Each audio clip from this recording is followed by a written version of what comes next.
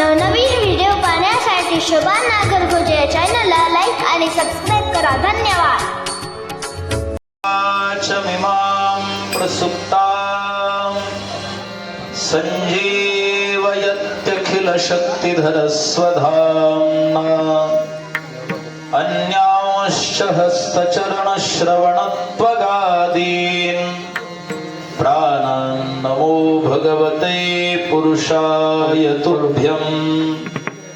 आता उपायवनवसंतो जो अग्नेचा आहे वतंतु अमूर्तची परिमूर्तो कारुण्याचा विठ्ठल विठ्ठल.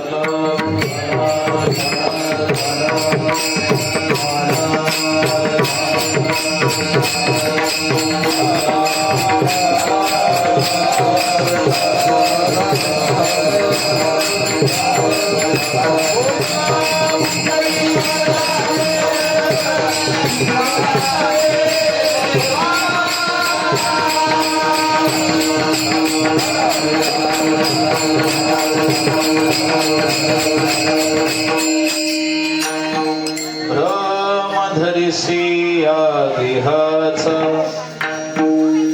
विठ्ठल म्हणे कारे वाचा पडून जाईल कलेवर विठ्ठल उच्चारी पासार. कैवल्य साम्राज्य चक्रवर्ती संत श्रेष्ठ श्री ज्ञानोबराय माऊली ज्ञानेश्वर महाराज यांचा हा अभंग आहे. अभंग माऊली ज्ञानोबरायांचा आहे. अभंग ज्ञानोबरायांच्या अभंग गाथेतील आहे आणि अभंग वारकरी संप्रदायातील अत्यंत उत्कृष्ट असा हा 3 चरणांचा अभंग कीर्तन रूपी सेवेकरिता निवडलेला आहे. विठ्ठल विठ्ठल.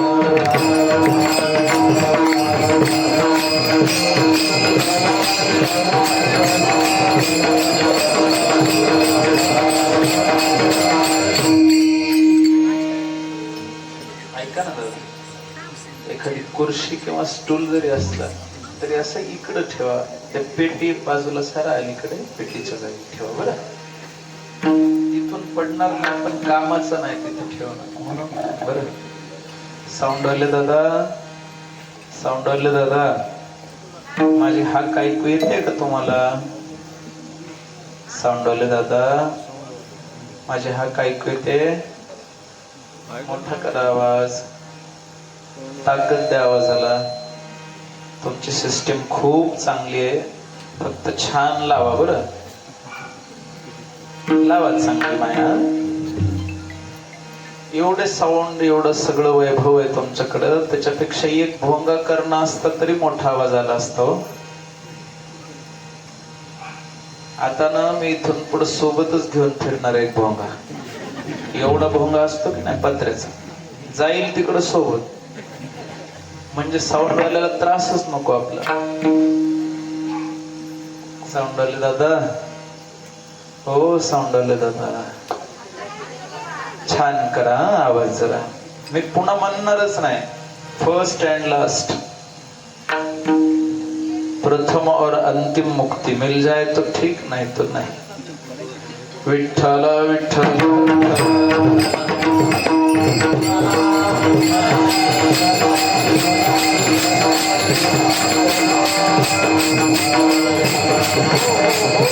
हो, हाताकडे बघ. लातूरकरांनी लय दिवस हाताकडे बघितले. पडल तिथून मग म्हणाले पडू नाही. बाकी तेवढं बेजारी म्हणल्यावर कसं व्हायचं संतोष भाऊ? बर, थोडा वेळ बेजार व्हायला तात्कालिक सुविधा आहे ती. विठ्ठल विठ्ठल.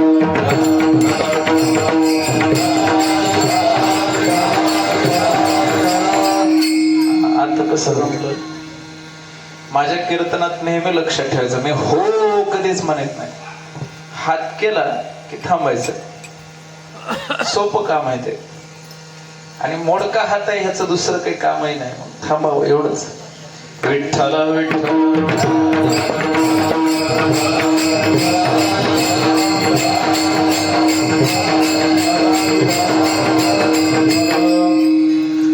आरंभाच्या पूर्वी परिहार देणं अत्यंत आवश्यक आहे. आणि तो परिहार म्हणजे असा, आज ज्या निमित्तानं या कीर्तन सोहळ्याचं आयोजन केलेलं आहे, आपल्या इंडिया नगर जिजामाता चौक लातूर याच ठिकाणी कैलासवासी ललिता रानबा सोलंकर, कैलासवासी ललिताताई रानबा सोलंकर यांच्या प्रथम वर्ष श्राद्धाचा आज कार्यक्रम आहे. आणि कैलासवासी ललिता रानबा सोलंकर यांचे सुपुत्र यांचे पती, माफ करा, कैलासवासी ललिता रानबा सोलंकर या सौभाग्यवती मृत्यू त्यांना प्राप्त झालेला आहे. त्यांचे पती आहेत आदरणीय श्री रानबा गोविंदरावजी सोलंकर.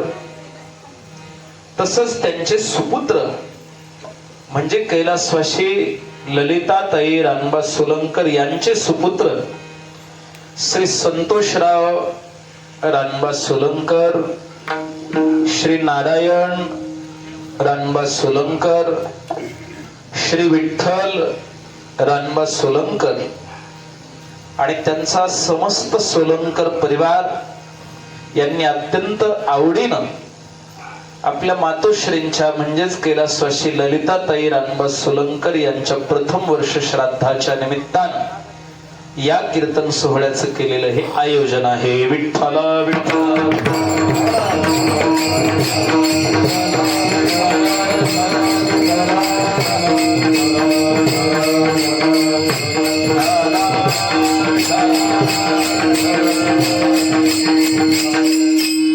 खुर्शी जर ठेवली तर पेटी जवळ, ऐका ना, ऐका माझं, ऐका की सोपं सांगतो मी, ऐका.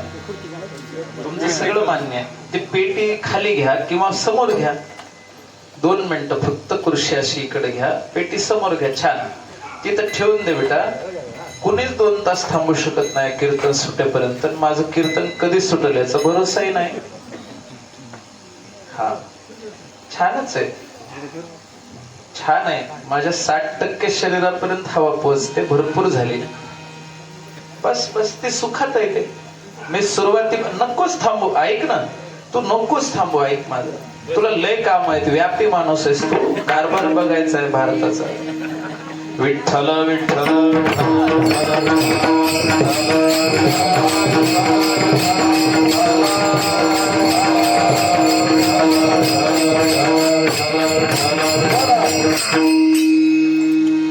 भाविक मायबापू हो, आई म्हणजे जगातलं सर्वश्रेष्ठ दैवत आहे. न मातु परम दैवतम. जगामध्ये सगळ्यात श्रेष्ठ दैवत कोणतं तर आपली आई, जन्मदात्री माता. माता किती श्रेष्ठ आहे समय विजतच असते दादा, काय नाही. एक देवघरात लावायची कीर्तन सुटल्यावर, सकाळपर्यंत विजू द्यायचे नाही, एक जण जाग राहायचं तिथं. बरं, मी उग नाही म्हणालो, विधी येतो. विठ्ठल विठ्ठल.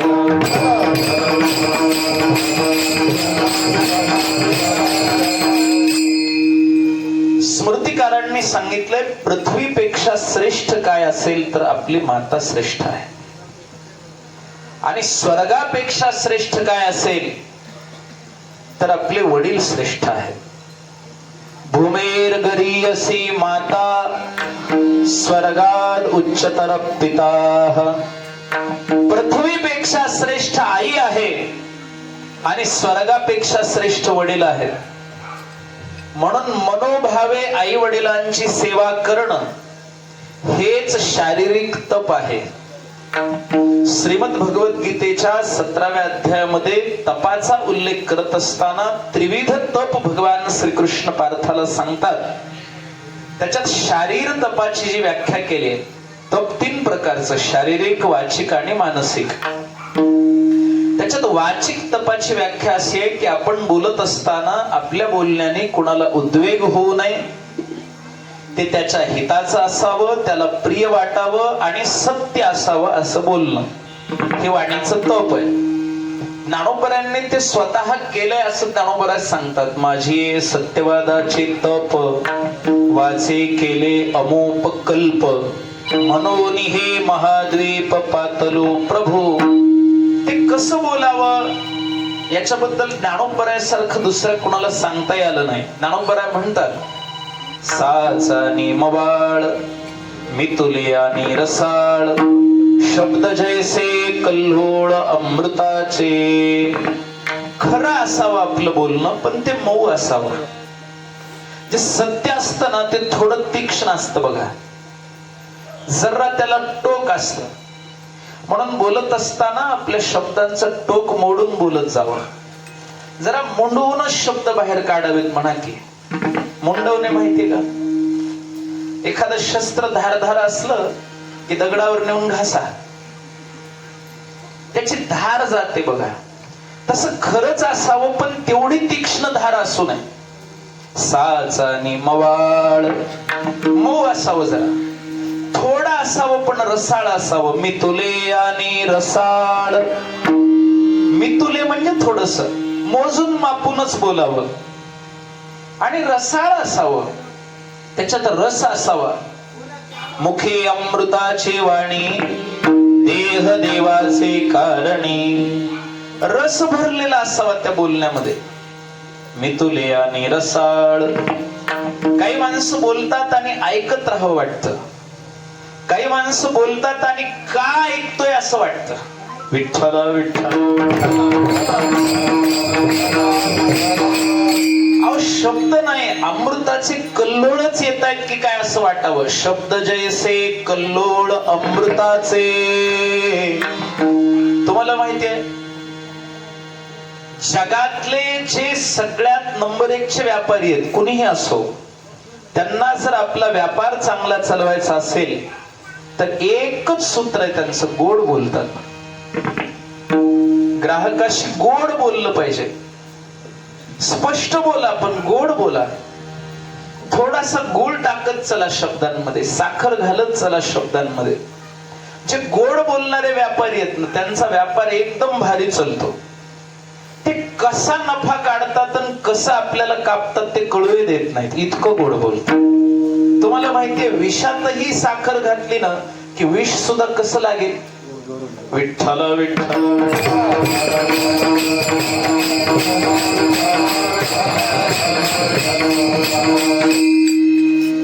बघा तुम्ही, गोड बोलणाऱ्या, बोलणं ज्याला जमलं त्याला जगातला 90% कारभार जमला. 10% बाकी व्यवहारावर आहे, देणं घेणं. पण बोलण्यावर खूप काही गोष्टी अवलंबून आहेत. बघा, घरांमध्ये सुद्धा 4 सुना असतात, सासूची लाडकी एकच असते. कशामुळे? बोला ना. ती आपली आई आई आई आई आई आई आई आई आई आई आई करून राहते. बाकीच्या तिघे आपलं तिच्यावर बोट मोडत राहतात आणि चावी म्हातारीकडे सगळी. विठ्ठल.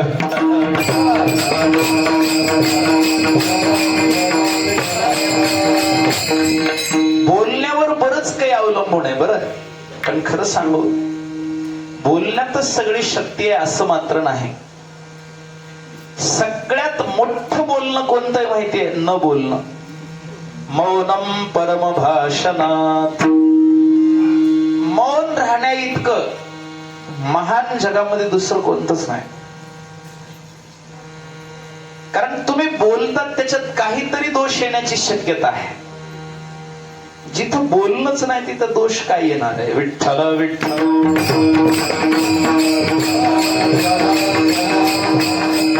माहितीये देवाचं आडनाव काय आहे? ज्ञानेश्वरीत ज्ञानोबराज सांगतात, मौन जयाचे आडनावगा. एकीकडं देव आणि एकीकडं मौन. हे इतकं जवळच आहे की तुमचं नाव आणि तुमचं आडनाव काही जवळच आहे का नाही बघा. जर असेल तर मौन हे देवाच्या तितकंच जवळच आहे. विठ्ठल विठ्ठल.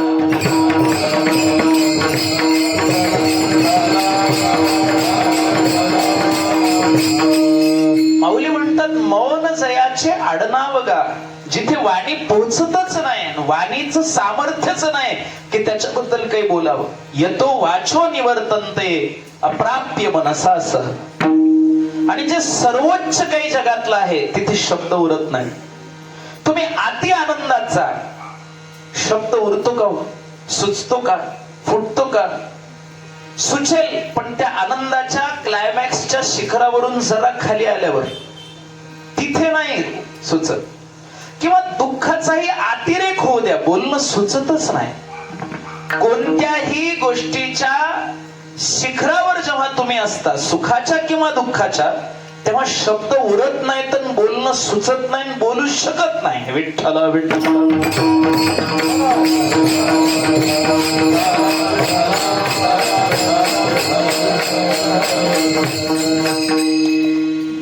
ते शब्दातीत तत्व आहे. वर्डलेस विजडम, शब्दातीत अनुभूती. शब्द उरत नाही. पण कसं बोलावं?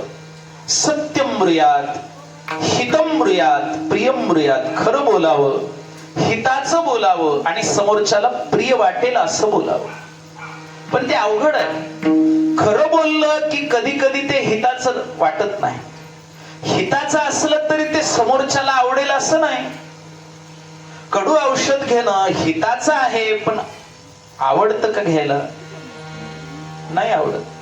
चॉकलेट खाणं गोड आहे, आवडतं, हिताचं आहे का? तसं खरं हिताचं आणि समोरच्याला प्रिय वाटेल असं म्हणजे सगळी कसरतच आहे. पण हरकत नाही, बोलायचं तर ज्ञानोबा म्हणतात असंच बोला. आणि भगवान कृष्णाने तेच सांगितलं, अणुत्वेग करम वाक्यम सत्यम प्रियम हितम च यत्. कसं बोला? सत्य, हिताचं आणि प्रिय. हे वाणीचं तप. आता मनाचं तप काय आहे? मनाला प्रासादिक ठेवा, सौम्य ठेवा, स्थिर ठेवा आणि निग्रहित म्हणजे नियंत्रणात ठेवा. मनः प्रासाद सौम्यत्वम स्थैर्यम आत्मविनिग्रह. स्थिरता मनाची फार महत्वाची. तुम्ही कीर्तनात आहात तर मनाला कीर्तनातच ठेवा. हे मन हळूच एखाद्या पाणीपुरीच्या गाड्यावर जाऊन येतं इथं बसल्या बसल्या. किती जणांचं गेलं सुद्धा. इथं बसल्या बसल्या पंढरपूरलाही जात, चौपाटीवरही जात आणि स्वतःला चौपटही करून घेत. फार मन विचित्र आहे हो. काय येत नाही याच्यात? किती चांगले विचारही येतात. आणि एक ऐका, ज्याला असं वाटत असेल की आपली कायमस्वरूपी बुद्धी टिकावी, म्हातारं झालं तरी स्मृतिभ्रंश होऊ नये, त्याने जीवनातल्या वाईट आठवणी विसरायच्या, चांगल्या आठवणी लक्षात ठेवायच्या. सद्गुरूंनी केलेला उपदेश आठवा. तुम्ही म्हणाल हे कशाच्या आधारे बोलताय? याला शास्त्र आधार आहे. त्यांनी सांगितलंय, विपर्युक्तम स्मृतिबंधान पापात प्रमुच्यते बुद्ध्याः. बुद्धीचा नाश होतो.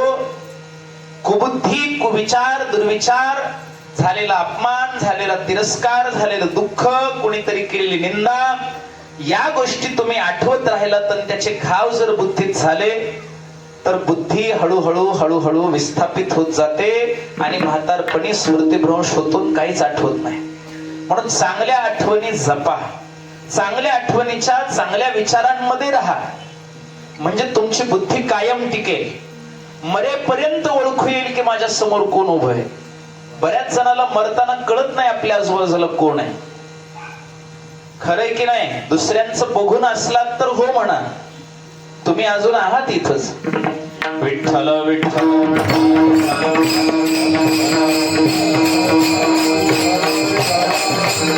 तुम्हाला उद्या विचारू द्या, रात्री कीर्तनाचा अभंग कुणाचा होता? तुम्ही सांगणार संताचा. कुणाचा असतो मग? कोणता होता? गाथ्यातला होता. मग कुठला असतो? आठवणीत राहत नाही. म्हणले महाराजांनी काय सांगितलं अभंगावर? त्यांनाच विचारू. आठवत नाही तुम्हाला चांगल्या गोष्टी, पण तुम्हाला इथून जाता जाता कोणाच तरी धक्का लागावा आणि त्याने म्हणावं, लागू द्या, काय होतंय, तुम्हालाच अक्कल नाही. हा, त्याला नाही विसरत आपण. घडलेल्या वाईट घटना, घडलेल्या वाईट गोष्टी कोणीतरी दिलेला त्रास, कष्ट, दुःख, अपमान, तिरस्कार आणि या माध्यमातून तुम्हाला झालेली जी वेदना आहे ना ती विसरत नाही. त्याचा रोग होतो, नासूर होतो. खरा कॅन्सर मनाला आहे अगोदर, शरीराचा जाऊ द्या. विठ्ठल विठ्ठल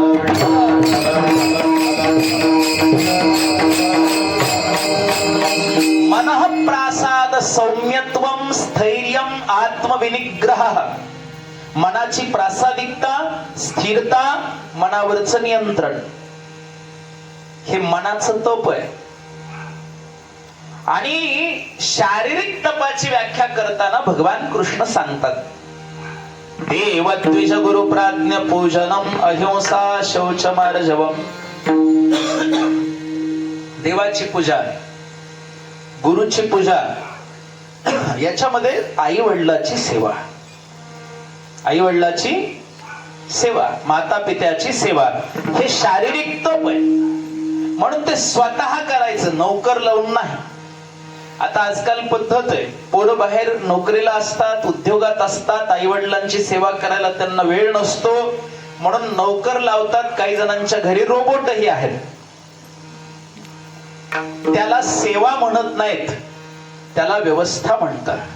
त्याला काय म्हणतात? व्यवस्थेचं पुण्य लागत नाही. ऐका, पाप लागणार नाही, त्यांना झालेलं दुःख होणार नाही, त्यांची व्यवस्था होईल.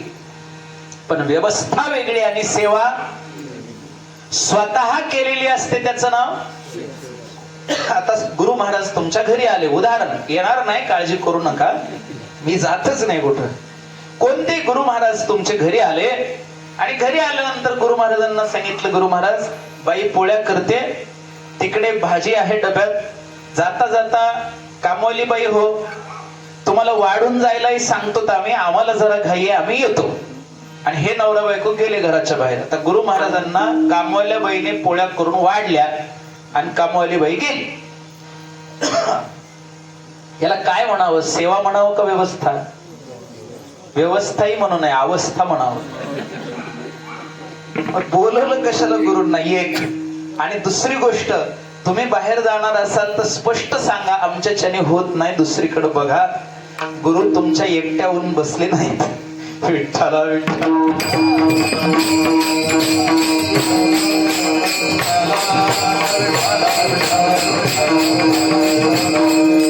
व्यवस्था करणं वेगळं आहे. आजकालची मुलं सेवा करत नाहीत, व्यवस्था करतात. डॉक्टर लावून दिलेले असतात. डायबिटीज आहे, त्याच्यामध्ये डायबेटॉलॉजिस्ट जे आहेत, शुगर स्पेशालिस्ट जे आहेत, त्यांची अपॉइंटमेंट घेऊन ठेवतात. ड्रायव्हरला फोन करून सांगतात, ड्रायव्हर पप्पांना घेऊन जा. हे पप्पाला घेऊन तिथं जातं.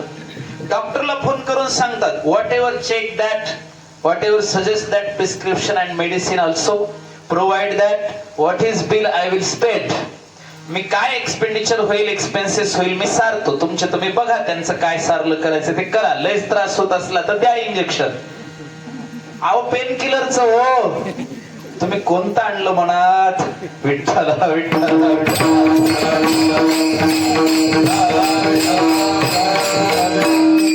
सेवा कशाला म्हणतात नीट ऐका. स्व अंगे करी जो सेवा, स्वतः केली जाते, त्याचं नाव. कुछ समजे की नाही समजे? तुम्ही म्हणाल कसं काय? अहो नवरा सोबत असावा का फक्त मोबाईल मध्ये असावा? विठ्ठल विठ्ठल.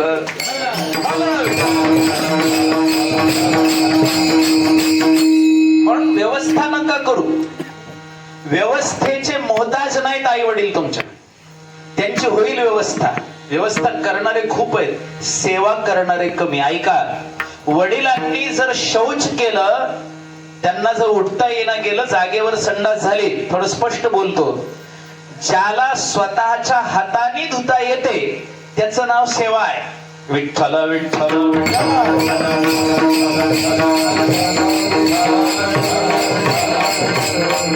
तुम्ही म्हणाल मी आई वडिलांची शौच धुण्या इतकी का सेवा करू? अरे त्यांनी तुमची 5 वर्ष धुतलीये. विठ्ठल विठ्ठल. तुम्ही काही जन्मल्याबरोबर असे दगडे झाले नाहीत मिशावाले एकदम. मिशा पुन्हा आल्या 14 वर्षाला. विठ्ठल विठ्ठल आणि मिशांच्या नंतर निशा, दिशा, साक्षी, संगीता, योगिता, मग बाकी सगळ्याच आल्या. विठ्ठल विठ्ठल. आई वडिलाची सेवा स्वतः करणं म्हणजे सेवा. पहिला मुद्दा ऐका. दुसरी गोष्ट, जीवावर आल्यासारखं करू नका.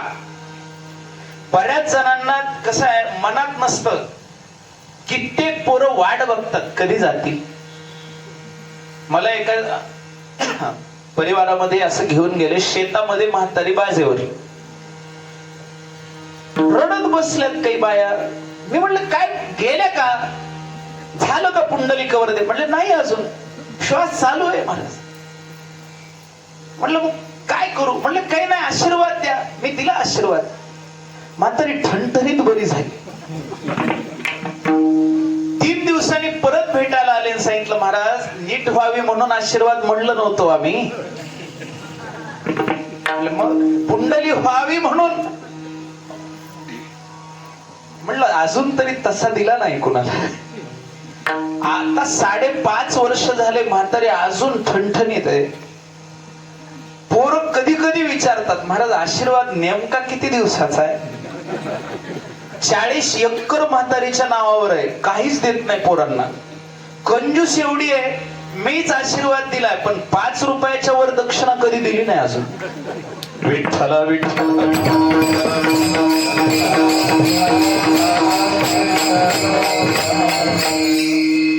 चालायचंच. काय असतं, बरेच जण वाट बघून आहेत कधी जातील. जीवावर आल्यासारखी सेवा करू नका. जीव गेला तरी 72, पण सेवेत कमी पडायचं नाही. तुका म्हणे करा सेवा, आले जीवावरी तरी, आले जीवावरी तरी, आले जीवावरी तरी.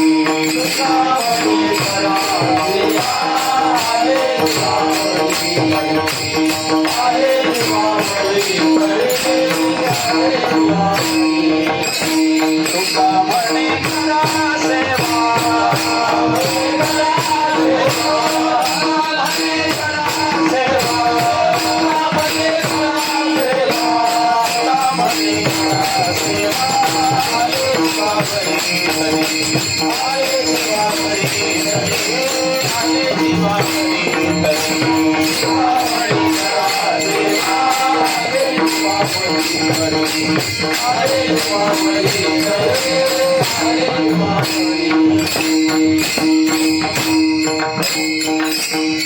सेवा जीवा जतन करावी.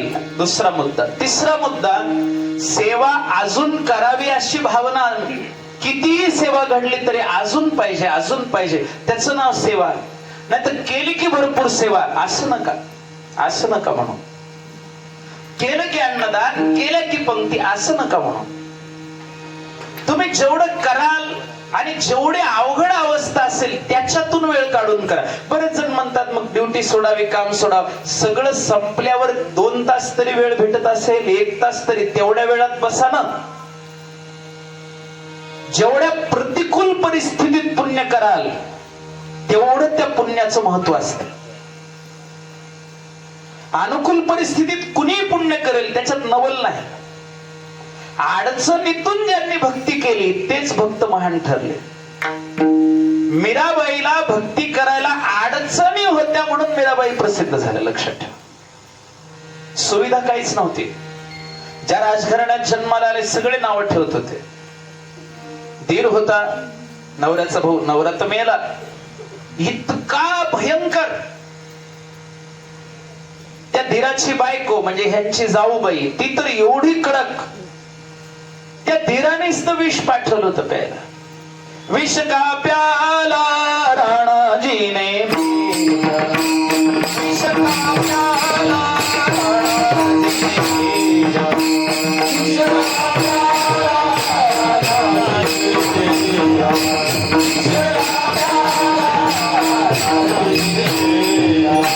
विष का प्याला राणाजीने, विष का प्याला राणाजीने.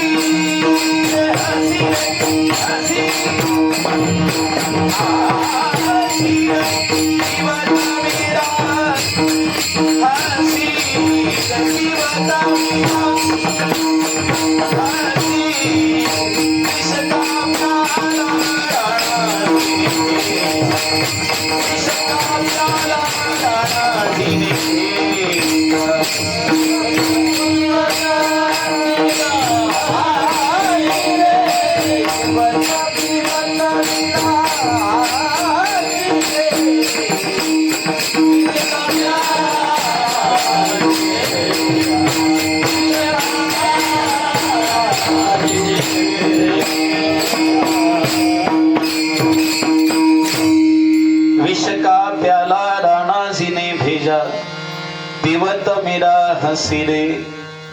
जिथं विष प्यायला पाठवलं आणि मर म्हणून सांगितलं तिथं हसून विष पितात आणि त्यांना काहीच होत नाही. सोडून विष देणं वेगळं,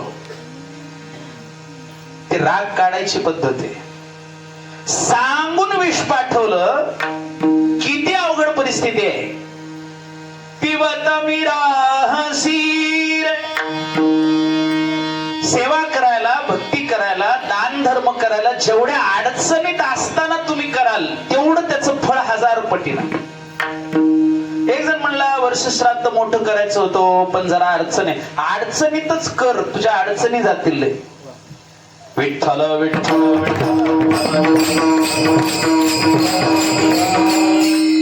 महाराणा प्रताप यांच्या जीवनामध्ये घडलेली घटना आहे. एवढ्या मोठ्या साम्राज्याचा राजा, मेवाड प्रांताचा राजा, राजस्थानचा हिंदू राजा, महाराणा उदयसिंहाचा पुत्र ज्यांनी उदयपूर शहर स्थापन केले, सामान्य गोष्ट नाही. पण जीवनामध्ये कधी चढ उतार येतील सांगता येत नाही. घटना अशी घडली की महाराणा प्रताप सिंहाचं सगळंच्या सगळंच राज्य हातातून निसटलं. स्वतःचा सख्खा भाऊ शत्रू पक्षात जाऊन मिळाला, नाव शक्तिसिंग. आणि जवळचा फुटल्याशिवाय तुमच्यावर अडचणीची वेळ येत नाही. घर का भेदी हे लक्षात ठेवा. कधी तुम्हाला त्रास होतोय ना, कुणीतरी जवळचं असलं पाहिजे. ते कळतं पण उशिरा कळतं बऱ्याच वेळा. कोणी नसलं तर उंदीर तरी असतो पण आपल्याच घरातला. कपडे कातर, वायर कातर, पैसे कातर, काही काही उंदर मन पण कातरतात. आमच्याकडे आहेत तसे उंदर, पाहिजेत का? उंदराला विचारलं कुठं राहतो, म्हणलं तुमच्याच घरात. कुछ समजे की नाही समजे. विठ्ठल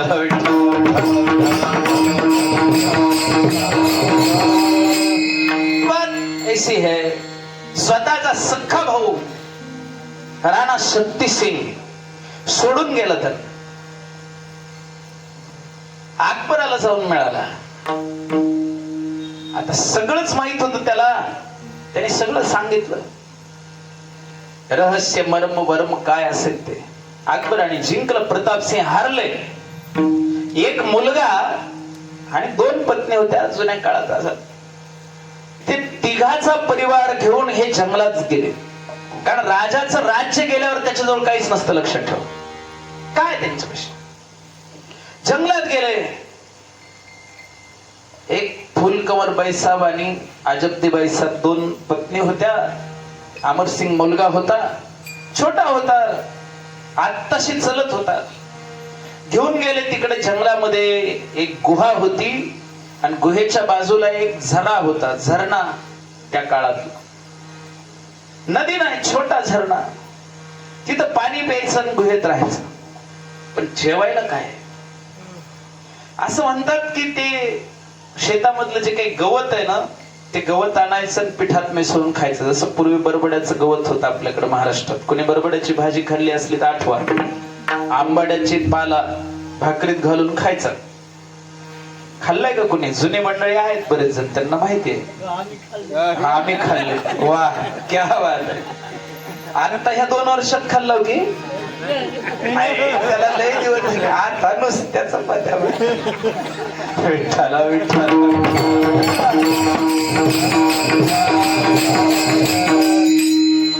त्याच्यामध्ये आणि ते तिथं भिल्ल लोक राहत होते जंगलामध्ये. त्यांच्या कामाला जायचे वेश बदलून. काय अवस्था आली. महाराणा सोन्याच्या सिंहासनावर बसणारा राजा, पण वेळ अशी आली की खायची अडचण आहे. त्या भिल्ल लोकांच्या त्यांनी ते हे विनायचे सगळे आपल्याकडं दुर्ड्या वगैरे करतात की नाही तयार, ते लोक. त्यांनी काय द्यायचं? त्यांना पीठ द्यायचं. फक्त पीठ इतकं द्यायचं की 2 ते 3 भाकरी होतील आणि त्याच्यात बाकी पाला घालायचा भाजीचा आणि भाकरी करायच्या.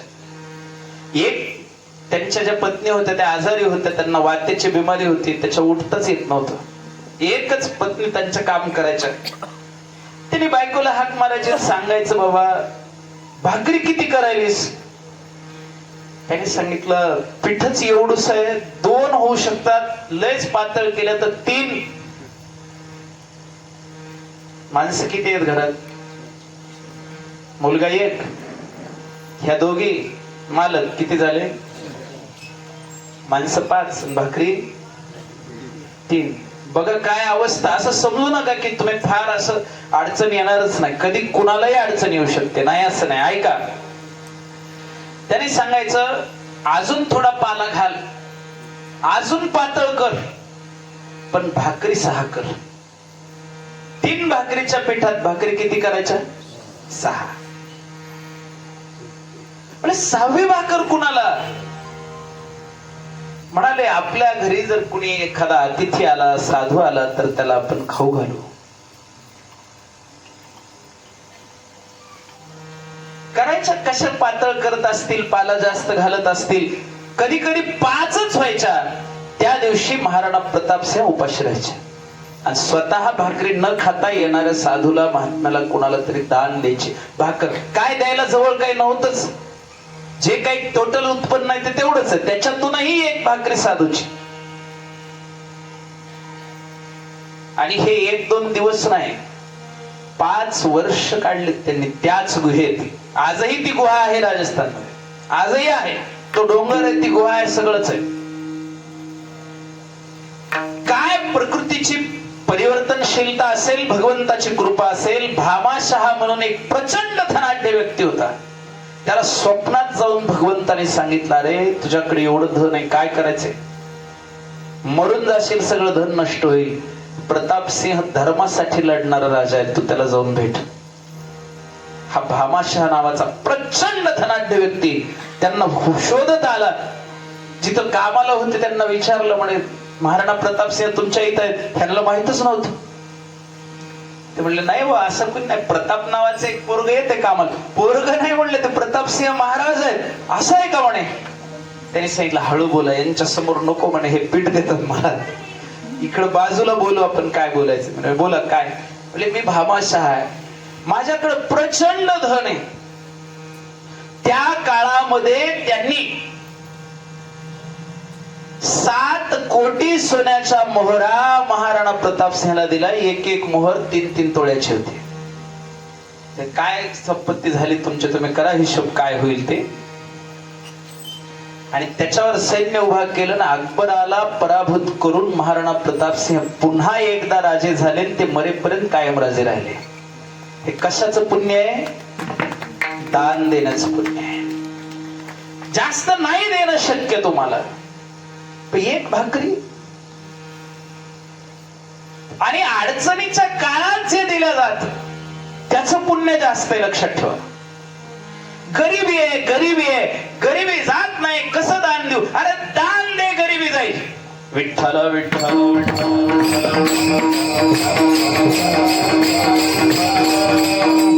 आम्ही म्हणत नाही जास्त द्या, 1 रुपया, 1 रुपया ठीक आहे ना, कारण 1 रुपयाच्या खालचं चलन नाही. नाही तर तुमच्या आमच्या लहानपणी 5 पैसे चालायचे, तेवढेही ठीक होते. जितना हो सके, असं काही नाही एवढं झालं पाहिजे, पण प्रतिकूल परिस्थितीचे दान दिलं जातं त्याचं पुण्य 1000 पटीने आहे.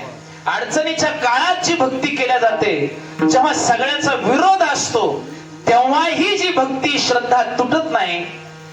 जेव्हा दुःख समोर असतं, प्रचंड दुःख, तेव्हा ही जी श्रद्धा डळमळत नाही, ती श्रद्धा, ती भक्ती ही तुम्हाला महान पुण्य देऊन जाते.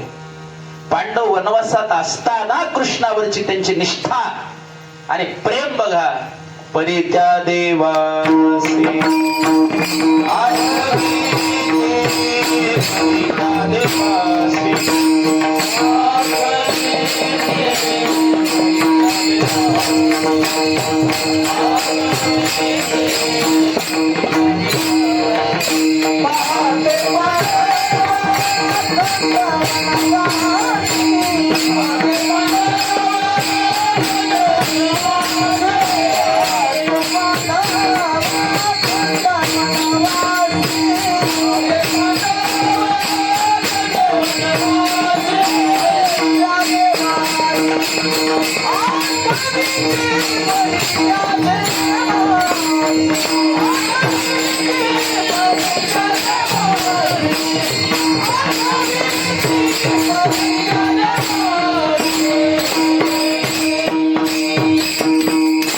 पहाते पांडव अखंड वनवासी परित्या देवासी आठविती.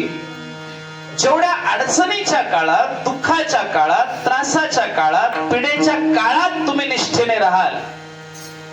जरा सोपं सांगू, सहन करण्यातून जे पुण्य मिळतं ते कुठूनच मिळत नाही. विठ्ठल विठ्ठल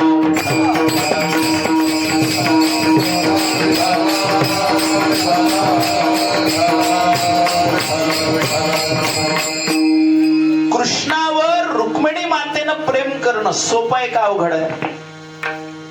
साधा प्रश्न आहे माझा, तेवढं अवघडच जाऊ नका. भगवान कृष्णावर रुक्मिणी माता प्रेम करतात. किती करतात? हा प्राण आहे त्यांचा कृष्ण. अजम रुक्मिणी प्राण संजीवनंतम, प्राणाची संजीवनीच आहेत रुक्मिणीच्या. परम धाम कैवल्यमेकं तुरीयम्, प्रसन्नं प्रपन्नार्तिहं देवदेवं, परब्रह्मलिंगं भजे पांडुरंगं. रुक्मिणी माता कृष्णावर प्रेम करतात. अवघड आहे का काही त्यांना? काय अवघड आहे? सगळं सोपंच आहे तिथं. ऐका बरं, पण इतकं सोपं होतं का रुक्मिणीला? ज्या परिस्थितीतून कृष्णाकडे यायचा विचार रुक्मिणीनं केला, ती परिस्थिती सरळ होती, सोपी होती? ती उगीच रुक्मिणी झाली. भावानी स्थळ बघितलं होतं. कोणतं? शिशुपाल. निश्चित ठरलं होतं ही रुक्मिणी जोपर्यंत जगात आहे, रुक्मिणी अवतार, तोपर्यंत ह्या बाबाचं नाव निघणार त्या शिशुपालाचं. हा काय पुण्यात्मा नव्हता, ते ठरलं होतं ना. 1 नंबर 2 चा मुद्दा, विदर्भ देश इकडे अमरावती जिल्हा, कौंडिण्यपूर गाव आहे रुक्मिणी मातेचं. कृष्ण द्वारकेला गुजरात मध्ये. संपर्क कसा होणार? त्या काळात पोस्ट होत का? मिस कॉलची व्यवस्था सोडा, हे सगळं आत्ताच्या कलियुगातलं आहे. ते मी ही द्वापर युगातली गोष्ट सांगतोय. नो पोस्ट, काहीच नाही ना. एका ब्राह्मणाला पाय धरून स्पेशली पाठवलं, तुम्ही जा आणि माझं एवढं पत्र नेऊन द्या. पत्र लिहिताना जर कोणी बघितलं तर भीष्मक राजाचा असा कायदा होता की स्त्रियांनी जर पत्र लिहिलं तर त्या स्त्रीचा हात नाही समजे कट किया जाए, कापून टाकायचं. किती चोरून पत्र लिहिलं असेल. तुम्ही म्हणाल मग पटपट लिहिलं असेल काय? तसं नाही, मोत्यासारखे अक्षर आहेत त्याचे. फास्टच लिहिलं होतं पण मोत्यासारखे अक्षर आहेत. आता आजकाल आपण पत्र लिहूच शकत नाहीत कारण आपल्याला सवयच नाही. आता फक्त मेसेज टाईप करायचंय, तोही व्हॉट्सअपला, आणि तेही अर्धच टाईप करायचं. क म्हणलं की ते रा आपोआपच येते पुढं. काय काय न म्हणलं की ही येते पुढं. ना ही स्मार्टफोन नाव आहे त्याचं. पण त्या फोनला पण माहितीये मी स्मार्ट आहे. फोनला माहितीये की मी स्मार्टफोन म्हणून मी स्मार्ट आहे, पण मला वापरणारा गाढव आहे म्हणून मी स्मार्ट असणं गरजेचं आहे. कारण ह्याच्याने लिहिणं होत. कोण्याही पोराने आत्ता पेन घ्यायचा आणि 100 ओळी लिहून काढायच्या. मी जे कीर्तनात बोलायला होते, 50 रुपये घेऊन जायचं होतं. लिहूच शकत नाही. स्पीडच नाही हाताला, स्पीडच नाही. कारण त्या सवयच राहिली नाही. सगळं त्याच्यात, सगळं त्या विद्यार्थी दशेत सुद्धा पोरांना लिहायची सवय नाही. परीक्षेच्या दिवसात तेवढे हात दुखतात त्यांचे. ते मॅनेज होतं, काहीतरी ऍडजस्ट करतात. ते सगळं मॅनेजमेंटच चाललंय. बऱ्याच जणांच्या परीक्षा दुसऱ्यांनी दिल्या. हे नोकरीवर आहेत, ज्यांनी परीक्षा दिल्या ते म्हशी मागे आहेत. पण ह्यांच्या नोकरीपेक्षा दुधाचा पैसा जास्त आहे त्यांना. बघा, जमलं तर तेही करू शकतो आपण. बेस्ट बिझनेस आहे. पण जमला तर, कारण व्यापाराचं असं आहे, जमला तर कोणताही चांगला, नाही जमला तर पुंडली पुन्हा काही ना उरत नाही. त्याच्या अवघड आहे. मी टिंगल कोणाचीच करत नाहीये. सोपं कोणतंच नाही. नीट ऐका. प्रत्येक गोष्ट अग्नीतून गेल्याशिवाय सोनं सुद्धा सोनं होत. तुम्हाला मोल जर सोन्याचं पाहिजे असेल तर अग्नीत घातल्याशिवाय पर्याय. लोखंडाला कोणी अग्नीत घालतं का? तुम्ही लोखंडाच्या दुकानात गेले, म्हणता का दुकानदार दादा लोखंड ओरिजिनल आहे का बघू द्या, मला अग्नीत घाल. काय गरज आहे? दिसतच आहे ते. आणि समजा असलंही मिक्स तरी काय फरक पडणार? पण सोन्याला म्हणतो का नका हो, सोनं आहे हो, नका हो घाली अग्नीत. नका हो काय, सोनं आहे तर तुला जाणच आहे तिथं. विठ्ठला विठ्ठला. अग्नी परीक्षा लोखंडाची नसते. कुणाची असते? अब सुनो, जर जीवनात अग्नि परीक्षा असेल, अडचणी असतील, तर कदाचित तुम्ही सोनं असण्याची शक्यता आहे. घाबरू नका. विठ्ठला विठ्ठला विठ्ठला. सुनो, आणखी लक्ष द्या माझ्या बोलण्याकडं. आई वडिलांची सेवा पुंडलिकाने डायरेक्ट केली असं नाही. पुंडलिकाने अगोदर आई वडिलांची सेवा केली नाही, बायकोची सेवा केली. फर्स्ट ऑफ ऑल, पुंडलिक हा आई वडिलांचा सेवक नव्हता. तो बायकोचा पपेट होता. बायको जेव्हा बुडातली गोष्ट सांगायला मी बरं, पांडुरंग आणण्याच्या आधी जुनं काढलं जरा. बायको आली, बायकोने झाडू घेतला सकाळी सकाळी. आता 9चे 9 दिवस संपले. 10व्या दिवशी तर काम सुरूच होतं की नाही?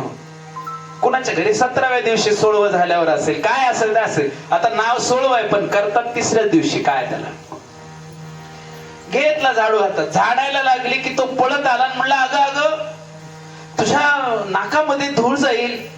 आणि हातात झाडू घेतला तर एवढ्या कोमल आणि नाजूक हातांना किती त्रास होईल. माझी मी झाडतो, सरक बाजूला. हा बायकिशच होता म्हणा की. झाडायला लागला तो.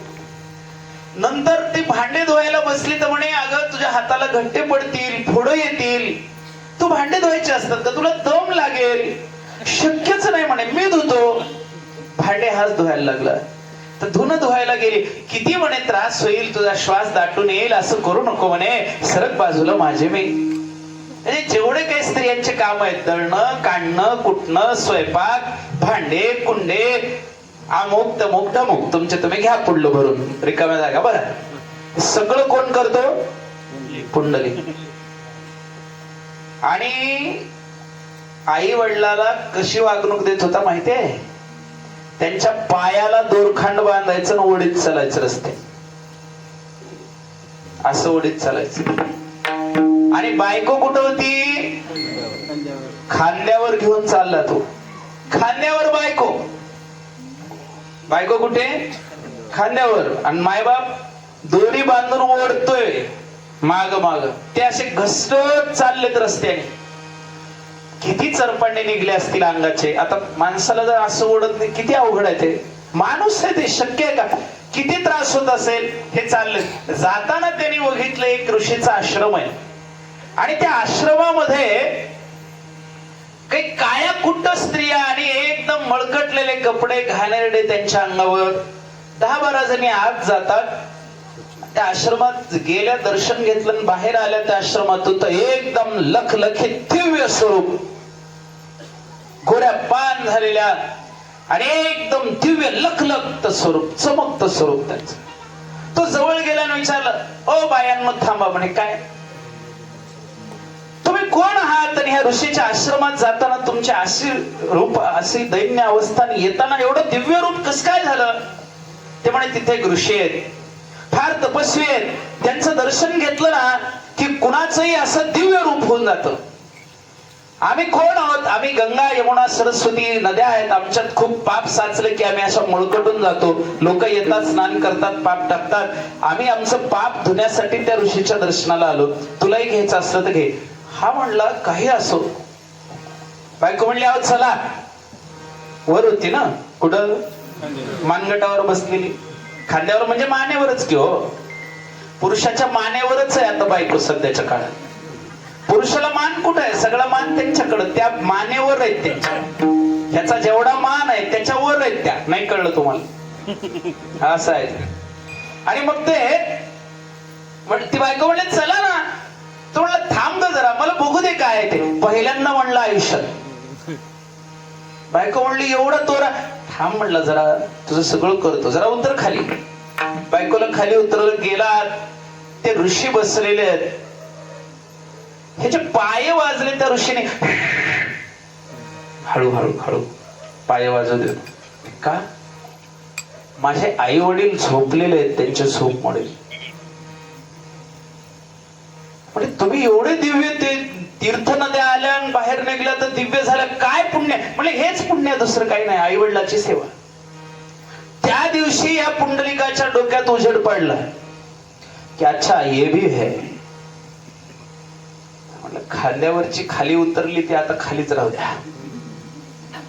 मायबापाच्या पायाला दाव बांधून ओढत होतं हे फारच चुकलं. म्हणलं जे सेवेला लागला त्या दिवसापासून प्रत्यक्ष पांडुरंग दर्शन द्यायला आले. पुंडलिकाचे भेटी परब्रह्म, प्रत्यक्ष देव आले. देवालाही सांगितलं देवा माझ्याकडे वेळ नाही सध्या, माझे आई वडील झोपलेले आहेत, मी पाय झोपतोय, सेवा होईपर्यंत थांबा. देव म्हणले अरे मी परब्रह्म भगवंत आहे ना, माझाही काय मान सन्मान. हो देवा तुमचा आहे ना. म्हणजे कुठं थांबू तोपर्यंत? तुझ्या आई वडील एक वीट घेतली ना अशी फेकून दिली, अशी भिरकावली. सांगितलं तिथं जाऊन उभा राहा. जा. ते विठेवर गेले. पांडुरंग उभे राहिले. म्हणजे किती वेळ? म्हणजे जरा सेवा करू द्या देवा, थांबा ना निवांत.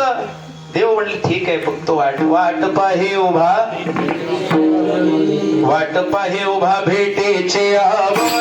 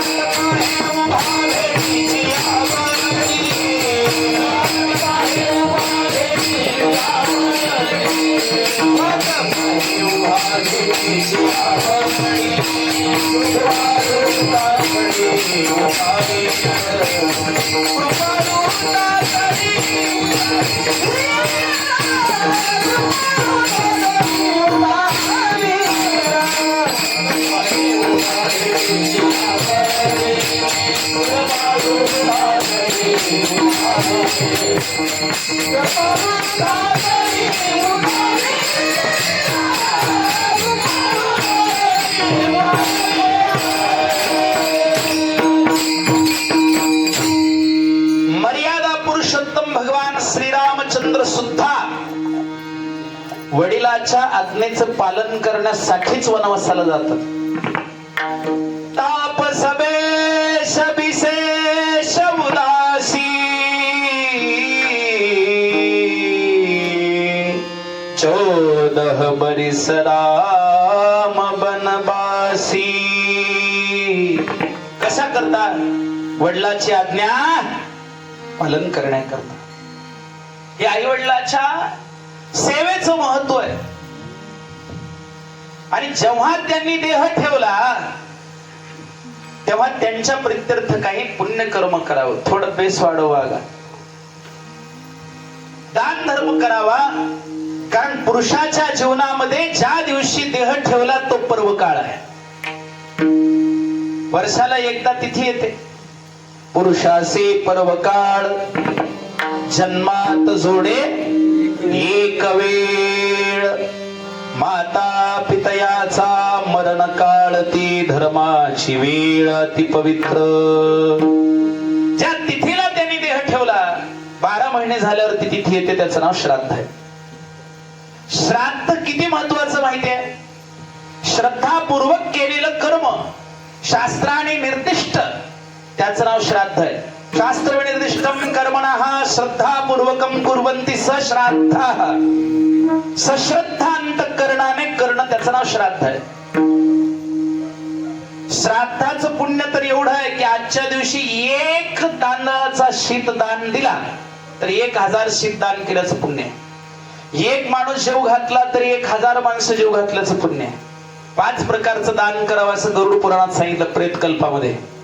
अन्नदानम, जनदानम, वस्त्रदानम, तथैव च द्रव्यदानम, ज्ञानदानम, सर्वदानात महद्दानः. 5 प्रकारचं दान: अन्नदान, जलदान, वस्त्रदान, द्रव्यदान आणि ज्ञानदान. आता कीर्तन ठेवलं, हे ज्ञानदानच आहे की नाही? विठ्ठल विठ्ठल.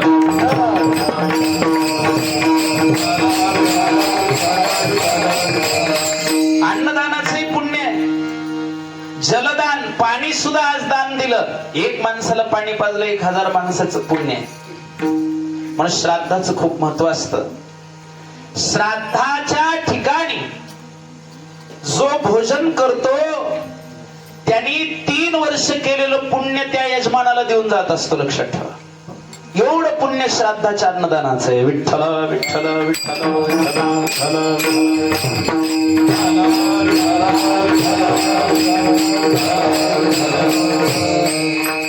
म्हणून ब्राह्मणासाठी तर असा नियम आहे की ब्राह्मण जर श्राद्धाचं भोजन करायला गेलाच किंवा पितृपक्षात पितृ जेवायला गेला तर घरी परत आल्यानंतर 1100 वेळा गायत्री मंत्राचा जप केला पाहिजे त्यांना.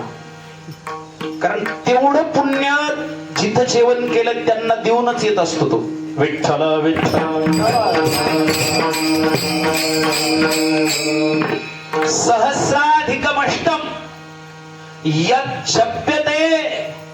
शास्त्र सांगते 1008 वेळा, पण 1008चा आकडा कमी जास्त होईल म्हणून 1100 सांगितलेलं शास्त्रात. 11शतम जप्त्वा, इतका गायत्री मंत्राचा जप करावा लागतो ब्राह्मणाला. एकदा जेवायचं पित्राचं असेल तर, श्राद्धाचं असेल तर आपल्याच्याने होतं का? आपलं 3 वर्षाचं पुण्य आपण अर्पण करत असतो. म्हणून श्राद्धाच्या ठिकाणी जे अन्नदान आहे ते खूप मोठं पुण्य होत असतं. पुण्यतिथीचंही तसंच आहे. आणि म्हणून हे करणं शास्त्राने अनिवार्य सांगितलंय. आता फार वेळ घेत नाही, मुख्य विषयाकडे येतो. ज्ञानोबा सांगतात, बाबा ज्या देहाला तुम्ही मी म्हणता, कारण शरीरालाच मी म्हणणं आहे की नाही आपण, तुम्हाला विचारलं तुम्ही कुठं आहात, कुणीकडे बोट करता, हा काय मी कुणाकडे बोट करता, मी म्हणजे शरीर म्हणजे मी आहे. बरं, शरीर माझं आहे असं वाटतं की नाही? माझा हात, माझे डोळे, माझे कान, माझं नाक, ते नक्ट का असे ना पण माझं आहे ना. माझा कलर तो ढेकळा सोबत का मॅच होईना पण माझा आहे ना. हे माझं शरीर आहे की नाही? तिसरा भ्रम काय? शरीर माझ्यासाठी आहे की नाही? पण खरं सांगा, शरीर माझ्यासाठी आहे का दुसऱ्यासाठी आहे? माझं शरीर, नीट ऐका.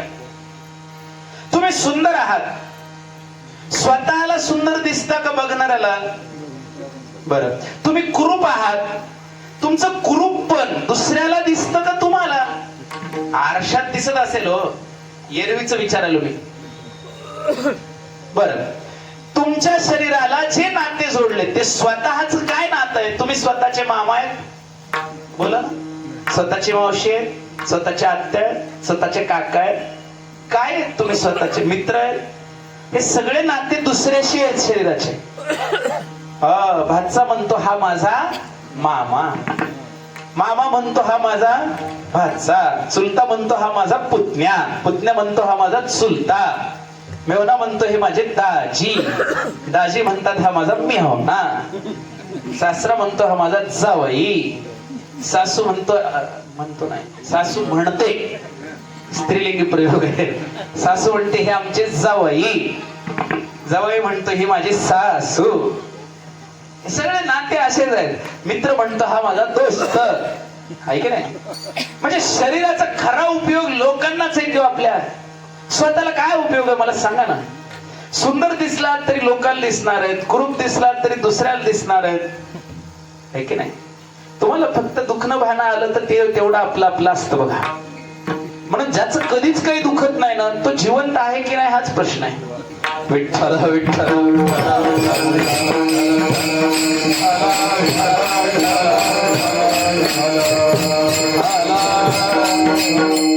म्हणून जरा दुखत असलं ते जिवंतपणाचं लक्षण आहे बघा.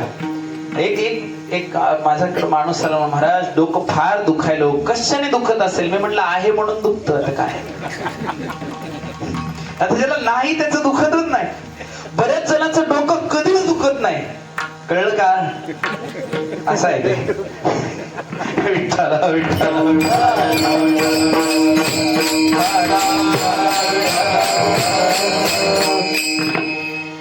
म्हणून डोकं कधी कधी दुखत जावं, म्हणजे नेहमी दुखावं असं नाही, कधीतरी डोकं दुखलेलं बरं असतं. काही जणांचं डोकं कधीच दुखत नाही. एक आजी सांगत होती, महाराज जन्मात डोकं दुखलं नाही, नेहमी दुखले ते गुडघेच. नाही कळलं तुम्हाला? काही जणांचं सेटअप वेगळीकडे असतो, वेगळ्या वस्तू वेगळीकडे असतात. मिठाच्या डब्यात साखर असते, तसं कभी कभी ऐसा भी होता है.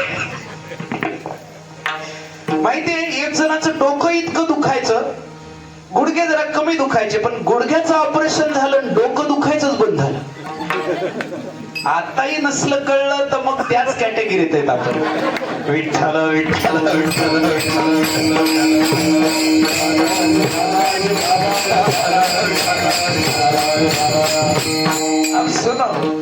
शरीर आहे ना, बरं हे शरीर माझं म्हणता तुम्ही, शरीर माझं आहे, डोळे माझे आहेत, तुमचं नाही आहे. कारण जी गोष्ट तुमची असते ती तुमचं ऐकते की नाही? आता स्कूटी तुमची आहे, बंद केली की बंद होते की नाही? ब्रेक लावलं की थांबते की नाही? पण शरीर जर तुमचं आहे तर तुमचं ऐकायला पाहिजे. डोकं दुखू नाही वाटलं तरी दुखतं की नाही? ताप येऊ नाही वाटली तरी येते की नाही? कॅन्सर होऊ नाही वाटलं तरी होतो की नाही? बोला ना. पित्त वाढू नये, ऍसिडिटी होऊ नये, मळमळ होऊ नये असं वाटलं तरी होतं की नाही? है की नाही? कीर्तनात पायाला टोचू नये असं वाटलं तरी खाली टोचतं की नाही? म्हणजे शरीर तुमचं ते 5 जणांचं आहे. पृथ्वी, जल, तेज, वायू, आकाश. उष्ण घेतलंय 100 वर्षापुरतं, किरायाने घेतलंय. ह्याच्यात 5 तत्व आहेत, मेन एलिमेंट्स. पृथ्वी तत्व आहे, जल तत्व आहे, तेज तत्व आहे, वायू तत्व आहे. आता पृथ्वी तत्वाचं काय बनलेलं आहे? हाड, अस्थी जेवढ्या आहेत त्या सगळ्या ऑल बोन्स. थोडे हाड नाहीत आपल्या शरीरात.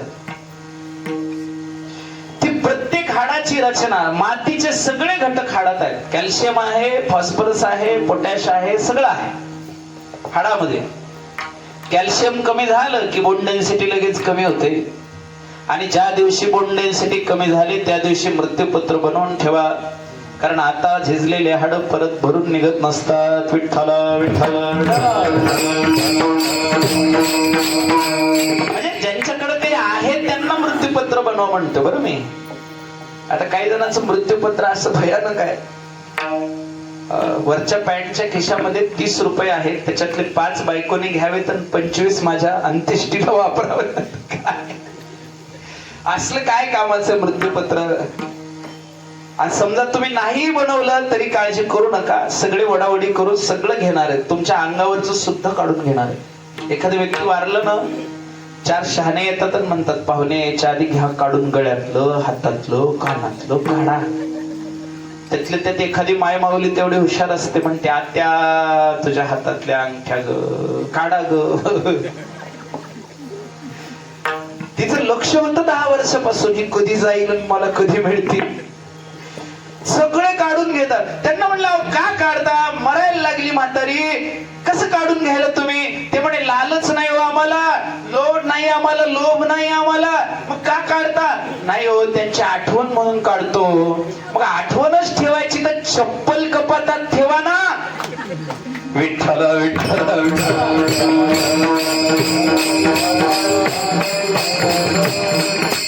भूषणे ही घेते काढून,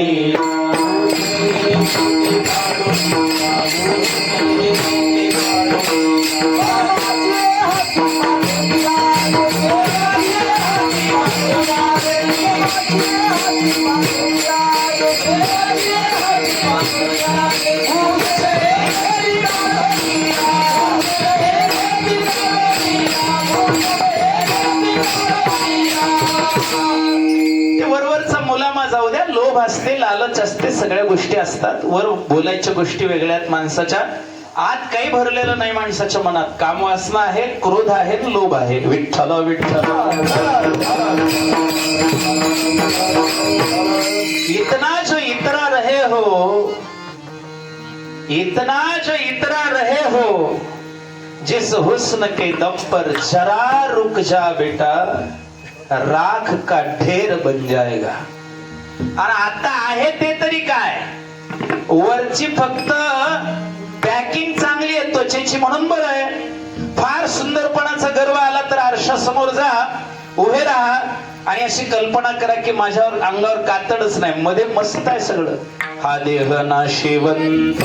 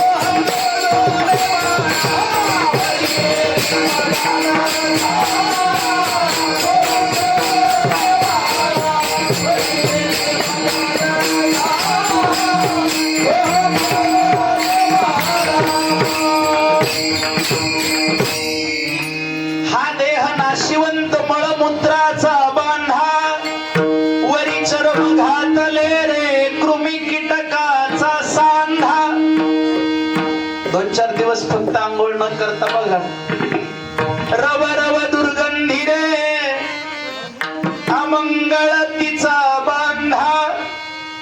आपल्या देशात आपल्या संस्कृतीत रोज आंघोळ आहे म्हणून बरं आहे. काही काही बहादर आठवड्याला एकदा आंघोळ करतात. आपल्याच देशात करतात. पाणी कमी आहे गो, त्यांची पद्धतच आहे. फक्त आठवड्यातून एक दिवस आंघोळ. सगळ्यात जास्त अत्तर आणि सेंट त्यांच्याकडेच विकलं जातं, कारण पर्यायच नाही, इतकं घाण वास येतो. रव रव दुर्गंधी अमंगळ तिचा बांधा. रोज आंघोळ करून अत्तर सेंट, शहरात तर फार अवघड आहे. बरंच मला सेंट वाला जवळ आला की उलटी येते लगेच. लयच अवघड काम आहे. काही जणांचं फार अवघड आहे. काही जण कीर्तनात सुद्धा फुसफुस मारून येतात अंगावर. एक तर गायकच असं जवळ उभा राहिलं माझ्या, मला 3दा उलटी आल्यासारखं झालं. मी त्यांना विनंती केली, तुम्ही जरा पलीकडे थांबता. ते अजून नाराज आहे माझ्यावर, मला पलीकडं का थांब म्हणे. अरे बाबा, माझं तुझ्याशी काही नाही, ते सेंट टाकू नको फक्त. लय अवघड काम आहे. एवढे सगळे तुम्ही काय काय केमिकल वापरता, माउथ फ्रेशनर वापरता, तरी मध्ये घाणच आहे की. रवरव दुर्गंधी रे अमंगळ तिचा. काही नाहीये शरीरामध्ये. वरची पॅकिंग चांगली आहे, सगळं पॅकिंग वर आहे बरं का. आम्ही पंढरपूरला जाताना एक चिप्सचा पुडा विकत घेतला, 20 रुपयाचा पुडा. मध्ये मोजून 17 चिप्स निघाले. काय भरलं होतं मध्ये? हवा. तसं सध्या फक्त पॅकिंगला महत्व आहे, बाकी मध्ये नुसती हवाचे. फक्त पॅकिंग. वरची पॅकिंग चांगली आहे म्हणून बरं दिसायला सगळं. कल्पना करा, आपल्या अंगावर कातडं नाही, मध्ये कसं असेल. हाड मांस रक्त मूत्र मळ सगळं एकत्रच आहे. हे पॅकिंग आहे म्हणून दुर्गंध नाही. ज्यांनी मेल्यानंतर माणसाचं हे करतात की नाही, पीएम करतात की नाही, पोस्टमॉर्टम, त्या डॉक्टरला म्हणा फक्त तोंडाला न बांधता पोस्टमॉर्टम कर आणि लिव्हर खोल आणि मोठ्या आतडे असे व्यवस्थित बाहेर काढ. ज्याचं खूपच जास्त प्रेम आहे ना, सध्याच्या काळात लव बिव काय असतं गोंधळ सगळा, त्याने लिव्हर खोलायचं, मस्त बसायचं आणि म्हणायचं आपसे बहुत प्रेम है. मी इमानदारीनं सांगतो, 1 रुपया बक्षीस देतो, कारण त्याची लायकी नाही त्याच्यापेक्षा जास्त. विठ्ठला विठ्ठला बसूच शकत नाही. लिव्हर खोला ना आतड खोला, इतकी घाण आहे मध्ये. 25 दिवसापूर्वी जे गुलाबजामुन खाल्ले होते ते पण सडलेले आहेत अजून मध्ये, कोलून मध्ये आहेत, मोठ्या आतड्यात चिकटलेले आहेत. काही तर खाल्लेलं आहे ना 6-6 महिने 8-8 महिन्याचं चिकटलेलं आहे. काही जणांच्या आतड्यावर इतकी सूज आहे, त्या आतडेत का अन्न नाही कळतच नाही, ते मध्ये चिकटलेलंच असतं.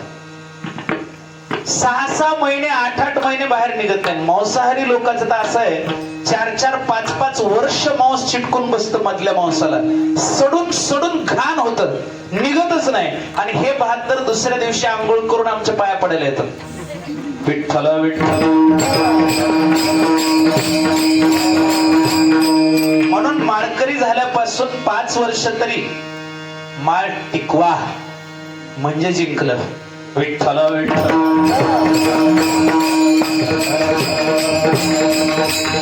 तुम्हाला काय वाटतं, तुम्ही खाल्लं की सकाळी एकदा जाऊन आलं की फ्रेश, असं काही नसतं. ते मध्येच राहतं. अजून टमाट्याची जी वरची लेअर आहे की नाही टमाट्याची, ती बाहेर निघायला कमीत कमी 14 दिवस लागतात. खा टमाटे उद्यापासून. तुम्हाला काय आवडतं? टमाट्याची चटणी खा. विठ्ठला विठ्ठला.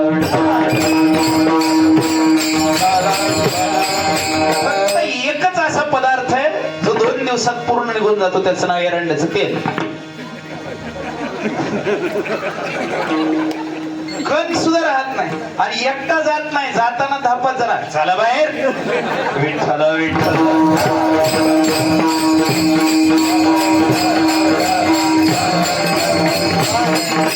तुम्ही म्हणाल तुम्हाला एवढं कसं माहिती? मी आयुर्वेदाचा अभ्यास काय बाबा. विठ्ठला विठ्ठला.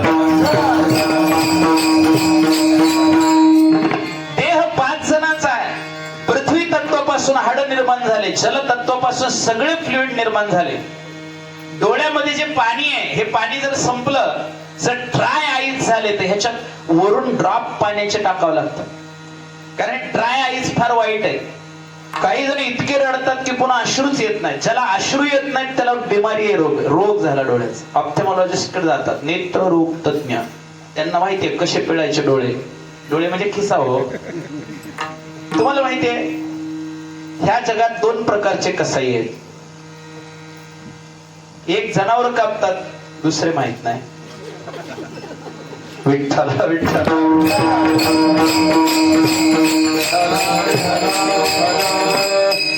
कोणत्याच डॉक्टरची इच्छा नसते तुम्ही पूर्ण नीट व्हावं, कारण तुम्ही पूर्ण नीट झाल्यावर त्यांच्याकडे जाईल कोण. आमच्याकडे एक डॉक्टर होते बरं का, ऐका, MBBS MD. त्यांनी पोराला पण डॉक्टर केलं, कारण डॉक्टरचा मुलगा डॉक्टर होणं गरजेचं आहे, कारण सेटअप तयार असतं सगळं. हे म्हातारं मेल्यावर ते चलवीन कोण पुढं. काही धंद्यात पुढे चालणं महत्वाचं आहे. वकिलाचा मुलगा वकील होणं गरजेचं आहे, कारण फाईल एवढ्या जुन्या पडलेल्या असतात, आणि त्यातल्या त्यात दिवाणी वकील असला त्याचं पोरग वकील होणं फार परवडतं, कारण दिवाणीच्या केस 60-60 वर्ष चालतात आपल्या देशात. म्हणजे जमिनीच्या प्लॉटच्या ह्याच्या हे काही लवकर निकाल लागत नसतं. बरेच जण मेल्यावरच निकाल आलेला आहे. असं काय, आता राम मंदिरला किती दिवस झाले, आता निकाल आला, आता मंदिर झालं, काल प्राण प्रतिष्ठा झाली. कशासाठी सांगतो, दिवाणीचा वकिलाचा मुलगा वकील होणं गरजेचं आहे, डॉक्टरचा मुलगा डॉक्टर होणं गरजेचं आहे. अजून एक धंदा आहे पण ते आमच्यावरच यायला नको म्हणून असू द्या. विठ्ठल विठ्ठल.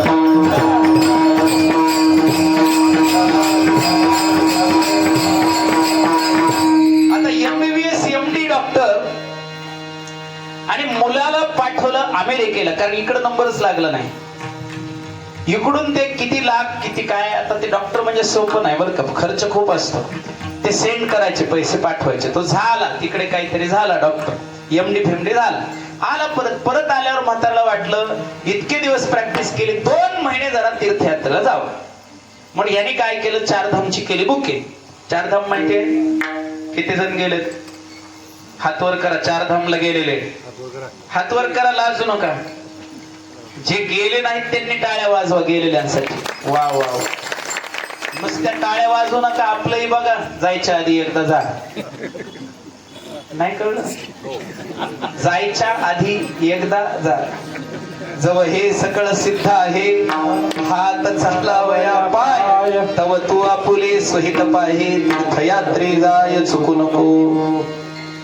बर, ह्याच्यापैकी जे जे पंढरपूरला गेलेत आजपर्यंत सगळ्यांनी हात वर करा. असं मी गेलो. वा, आता ज्यांनी पंढरपूरला गेले नाहीत त्यांनी टाळ्या वाजवा. हेच थोडे येते, आपल्यापूनच वाजवू. चला सगळ्यांनीच वाजव.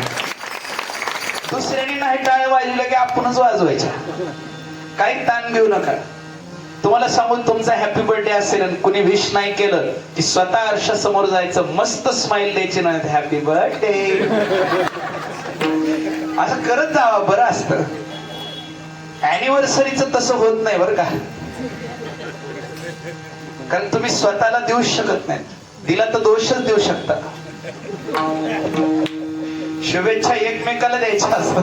विठ्ठला विठ्ठला.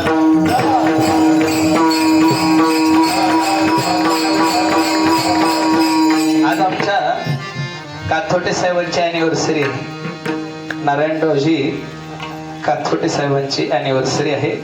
त्यांच्या विवाहाच्या किती वर्ष, 52वा वाढदिवस आहे. त्याच्याबद्दल त्यांना शुभेच्छा.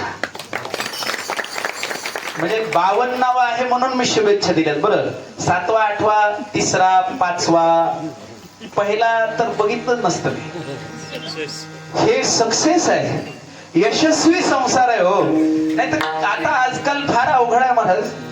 एवढे दिवस संसार टिकवणं, सुखात टिकवणं, नीट टिकवणं फार अवघड आहे. दोघांनाही फार सहन करावं लागतं, कारण की आताच तर फार संसार विचित्र निघालाय. आता लग्न झालं फक्त आहो म्हणते बायको. 4 महिने 6 महिने वर्ष, पुन्हा आहो नाही, पुन्हा टाहो. टाहो फोडायचा पुन्हा. आहो नाही, काही नाही, 1-2 वर्षाने म्हणते पिंट्याचा पप्पा, पिंट्याचा पप्पा, पिंट्याचा पप्पा. पुन्हा काही दिवसांनी आमचं माणूस, पुन्हा आमचं माणूसही नाही, बाळ्याचा हातचा. मग त्या शब्दामध्ये धार आलेली असते बरं का, तलवारी सारखी. बाळूचे आजोबा नाही, बाळ्याचा हातचा. एक राग असतो त्याच्यात, चटणी घालून शब्द असतात काही. आणि नंतर नंतर तर नातवंडाला म्हणते, ते भंत बसले का भंत बघ. त्या भूतालाच ही 30 वर्षापूर्वी म्हणत होती, पल छिनन कटे तेरे बिन पिया रवा.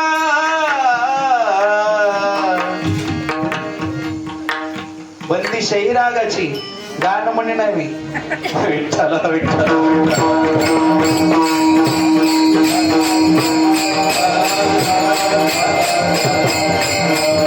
तुकोबरे म्हणतात पाहिल म्हणे, खर मरता तरी बरे, नासियले घर थुंकोनिया. म्हातार मर नाही झालंय असं बायको म्हणते. घर थुंकून थुंकून नासवलं. म्हातारपणी फार, एक सांगू तुम्हाला, चालता फिरता मरण आलं तर फार उत्तम. ऐका माझी भाषा. चालता फिरता मरण आलं तर फार उत्तम. पडून राहावं लागलं, उठता बसता येणं बंद झालं, तुम्ही समजूच नका कोणाला बरं वाटेल म्हणून. पोटचा असला नाही, हृदयातला असला, काही असलं, कोणी तुमचं करायला रिकामं नाही. काळ फार पुढे गेलाय. व्हॉट्सअपचे नोटिफिकेशन बघावे का तुमचं बघावं. विठ्ठल विठ्ठल.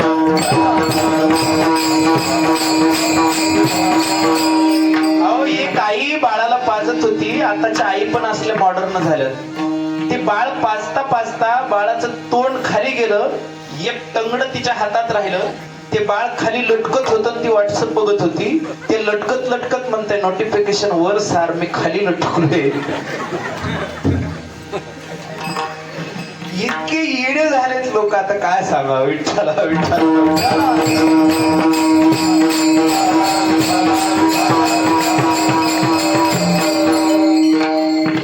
कलियुगामध्ये जवळ बसलेल्या माणसाची कोणालाच किंमत नाही. पण 500 किलोमीटरवरून हाय पाठवलं, इकडून हाय पाठवायची गडबड आहे. उत्तर स्वतःच्या नवऱ्याला बायको द्यायला तयार नाही, पण ते हाय तिकडून कुठून येतं, तिकडं हाय. आणि दोघही हाय हाय करायला नुसते. हाय हाय म्हणजे दुःख हो. मराठीत हाय हाय करणे म्हणजे दुःख करणे. विठ्ठल विठ्ठल.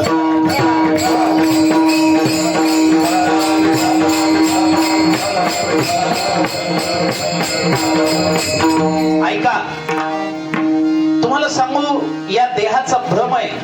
नाकातलं फ्लुइड आहे, तोंडामध्ये लाळ आहे, पोटामध्ये जेवढे काही एन्झाइम्स तयार होतात, पाचकरस तयार होतात, हे सगळं जलतत्व आहे.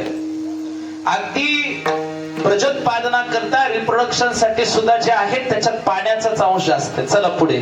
तेच तत्वाचं काम काय? एक पोटामध्ये भूक लागणं आणि दुसरं डोळ्यामध्ये उजेड. वायू तत्वाचं कार्य काय? श्वासोश्वास प्रक्रिया तुमची. आणि आकाश तत्व, तोंडामध्ये काही रिकामा भाग आहे जीभ सोडून, आहे की नाही? कानात काही रिकामा भाग आहे म्हणून त्याच्यात ऐकू येतं. कान भरीव आहेत का हो? थोडं मध्ये मोकळं आहे ना, ते मोकळं नसतं तर ऐकू कसं आलं असतं? स्पेस नसेल तर वर्ड नसतो, ध्वनी नसतो, साऊंड नसतो. Where is space there is sound. No space no sound. पण लक्षात ठेवा, हे 5 तत्वांनी शरीर बनलेलं आहे. शरीर आपलं नाही. आणि सगळ्यात मोठा भ्रम शरीर मी आहे काढून टाका. 100 वर्षाचं हे स्वप्न आहे.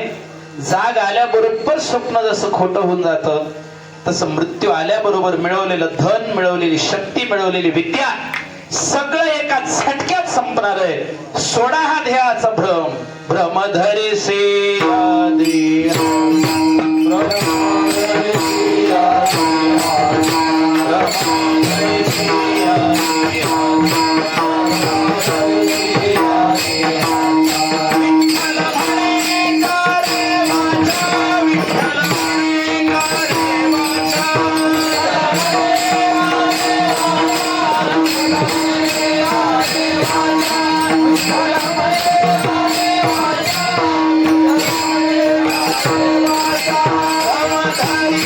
सिया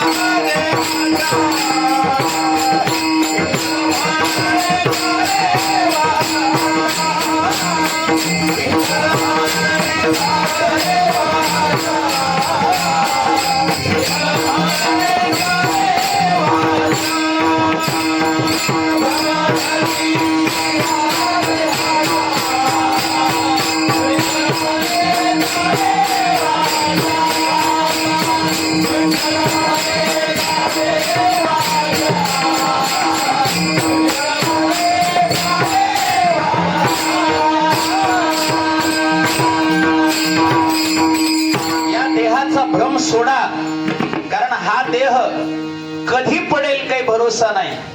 काय भरोसा आहे कधी मरण येईल काय निश्चित माहिती आहे. मासी पंख पाखडते तेवढ्यात जीव जातो आपला. मासी पंख पाखडे तव हे सरे. ज्या लोकात आपण जन्माला आलो ह्या लोकाचं नावच मृत्यू लोक आहे. कसला लोक आहे? मर्क जग आहे. इथं कोणीच नीट नाही. मरायला चालेल. जिये लोकीचा चंद्रुक्ष यरोगी उदयो हो यास्ता लागी. नावबरा सांगतात ऐका, ह्या लोकातला चंद्र सुद्धा क्षयरोगी आहे. पौर्णिमेकडून अमावस्येकडे जाताना चंद्र एका एका कलेने कमी होतो की नाही. आणि अमावस्येच्या दिवशी मग अवसेचे दिवशी नाहीची होय. बर, उगवणारा सूर्य उगवलेलाच राहतो का मावळतो? बोला ना. इथं सूर्य उगवतो तो मावळण्यासाठी आणि पौर्णिमेचा पूर्ण चंद्र येतो तो अमावस्येला नाहीसा होण्यासाठी. इथं प्रत्येक गोष्ट मृत्यू लोकातली मृत्यूकडे जाणारी आहे. अटळ सत्य मृत्यू आहे. कशाने टाळता येत नाही. काही टळेल. जीवनातल्या अडचणी कशाही टाळता येतील पण मरण टळेल का? यम उभा आहे. तुमचं किती शिल्लक आहे बघतोय. अजूनही किती आहे. घडी घडी काळ वाट याची पाहे. किती राहिलं बघतोय यम. यमाची नजर आहे, लक्ष आहे, केंद्रित लक्ष आहे. किती दिवस आहे अजून याच? कधी संपणार? ऐका, कुणाचीही भेट टाळता येईल, यमाची भेट टळत. आणि मरावं कुणालाच वाटत नाही बरं का. ऐका, मर हा शब्द सुद्धा कुणाला आवडत नाही. कुणाला म्हणून बघा मर म्हणून, ती म्हणते तूच मर. आगा मरहा बोलून सहाती. ज्ञानोबा सांगायला आगा मरहा बोलून सहाती आणि मेलियावरी तरी रडती. आणि कुणी मेलं की रडतात. बरोबर आहे.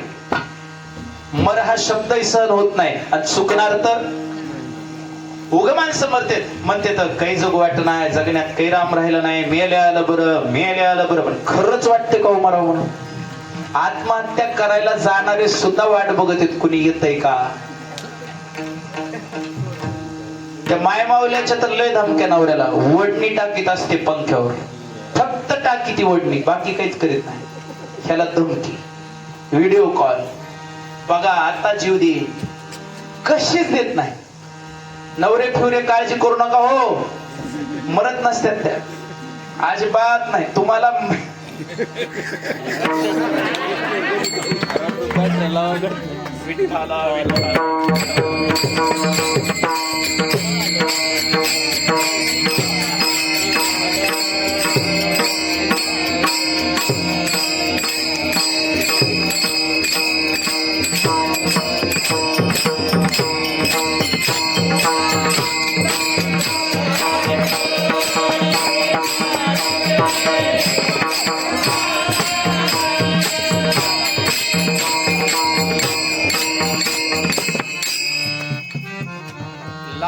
सारख्या शहरात पण लाईट जाते का हो?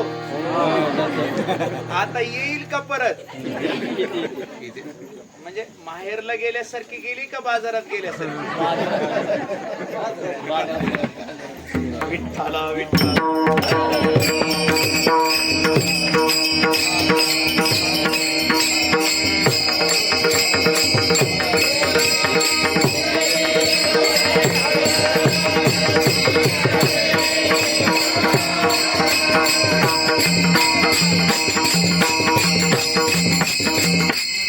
बरं ऐकू तरी यायले की सगळ्याला?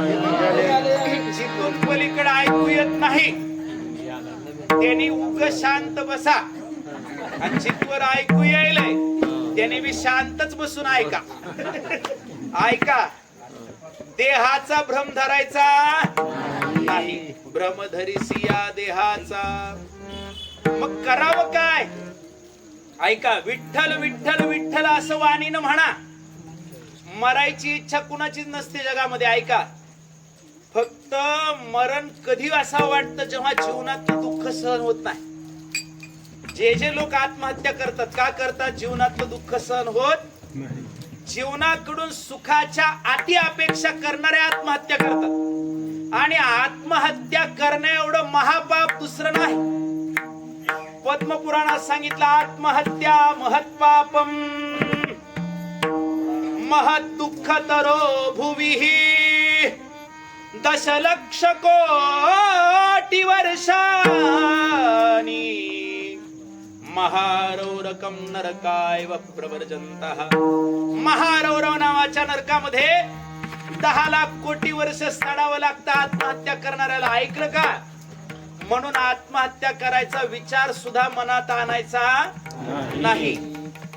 एक म्हातारी 4 पोरं होते आणि कुणी सांभाळत नव्हतं. लाईट गेली घरी जायला बी अंधाराच आहे उग बसून आहे. म्हातारीला 4 पोरं पण सांभाळीत कुणी नाही.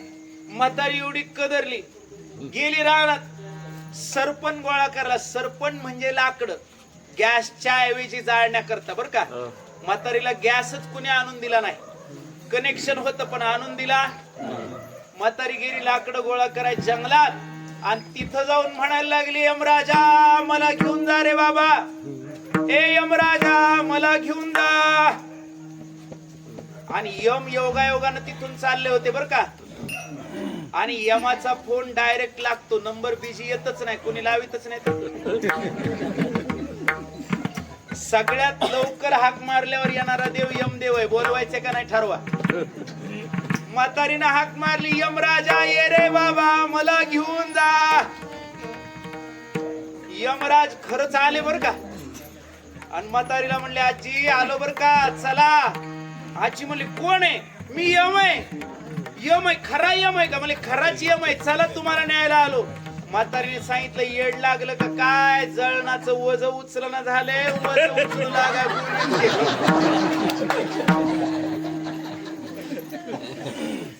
यमानं कपाळाला हात लावला.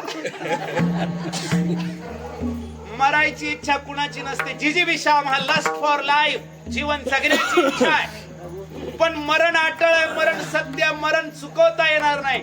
एका क्षणात श्वास बंद होईल आणि तो कधी बंद होईल सांगता येत नाही. आयुष्याचा भरोसा नाही. क्या भरोसा है इस जिंदगी का ये साथ देती नहीं है किसी का. कधी श्वास बंद होईल काही सांगता येत नाही. ज्याच्यावर ठेवू नये विश्वास त्याचं नाव आपला श्वास. कधी बंद पडेल काही भरोसा नाही. म्हणून हा देह पडून जाणार आहे. विठ्ठल नामाचा उच्चार करा. पडून जाईल.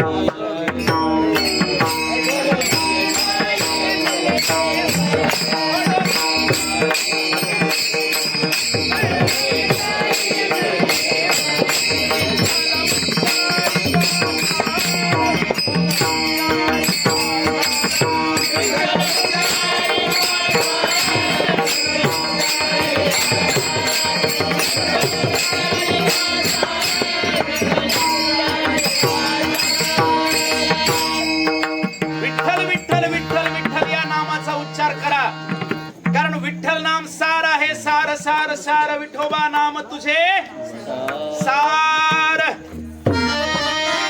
भगवंताचं नाम अत्यंत सार आहे. सार सार सार विठोबा नाम तुझे सार. विठोबा. वाह फारच सुंदर साथी तुमची. सुरुवातीपासून बसले असते तर अजून उचललं असतं कीर्तन. जाऊ द्या आता कोहेना बसले. छान छान. आता डबल चालू. क्या बात आहे. मला अडचण नाही. तुमचं बघा फोन येतील पुन्हा. विठ्ठला विठ्ठला.